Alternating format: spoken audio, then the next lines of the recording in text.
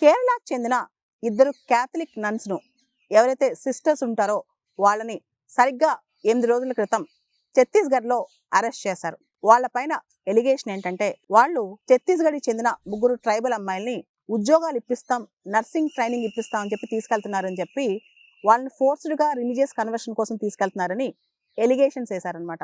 అనుమానాస్పదంగా ట్రైన్‌లో కనిపించారని చెప్పి ఎఫ్ఐఆర్ రిజిస్టర్ చేశారు. అయితే ఈ క్యాథలిక్ నన్స్‌కి ఎన్ఐఏ కోర్టు వాళ్ళు బెయిల్ ఇచ్చారు.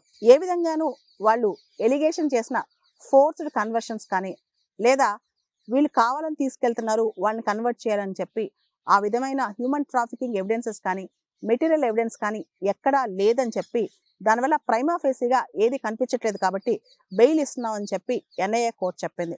యాక్చువల్లీ 8 రోజుల క్రితం ఛత్తీస్గఢ్ కి సంబంధించి ఒక పోలీస్ స్టేషన్ లో ఎఫ్ఐఆర్ రిజిస్టర్ అయింది. ట్రైన్ లో ఇద్దరు క్యాథలిక్ నన్స్ ముగ్గురు అమ్మాయిల్ని తీసుకెళ్తున్నారు, వాళ్ళని హ్యూమన్ ట్రాఫికింగ్ చేస్తున్నారు, మత మార్పిడి గురి చేస్తున్నారని చెప్పి వాళ్ళపైన కేసు నమోదైందనమాట. దీనికి సంబంధించి ఎటువంటి ఎవిడెన్స్ లేదని చెప్పి NIA court, national investigation agency court bail ఇచ్చిందనమాట. అయితే ఎప్పుడైతే ఈ క్యాథలిక్ నన్స్ అరెస్ట్ అయ్యారో అప్పుడు కేరళలోని అక్రాస్ ఆల్ పార్టీస్, చాలా రాజకీయ పార్టీలు నన్స్ తరపున వాళ్ళు ఏం తప్పు చేయలేదు, వాళ్ళు ఓన్లీ ట్రైన్లో వెళ్తున్నారు, అమ్మాయిలకు నిజంగానే ఉద్యోగాలు ఇప్పించడానికి దానిలో ఎటువంటి మ్యాలిఫైడ్ ఇంటెన్షన్ లేదని చెప్పి చాలా రాజకీయ పార్టీలు కేరళ తరపున నన్స్ తరపున పోరాడాయన్నమాట. అంతేకాదు కేరళ సీఎం పినరాయి విజయన్ గారు కూడా అవన్నీ కూడా అన్నెసరీ బేస్లెస్ ఎలిగేషన్స్ అని చెప్పి పినరాయి విజయన్ గారు మోడీ గారికి చెప్పిన లెటర్ రాశారనమాట. సో వాళ్ళని అరెస్ట్ చేసి జైల్లో పెట్టిన దాదాపు 8 రోజుల తర్వాత ఛత్తీస్గఢ్లోని దుర్గ్ సెంట్రల్ జైలు నుంచి నన్స్ ని విడుదల చేశారనమాట.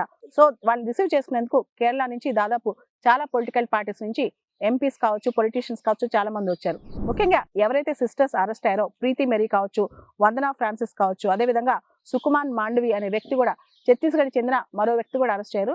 వీళ్ళందరూ కూడా బయటకు వచ్చిన తర్వాత వీళ్ళు ఎటువంటి తప్పు చేయలేదని చెప్పి కూడా చెప్తున్నారనమాట.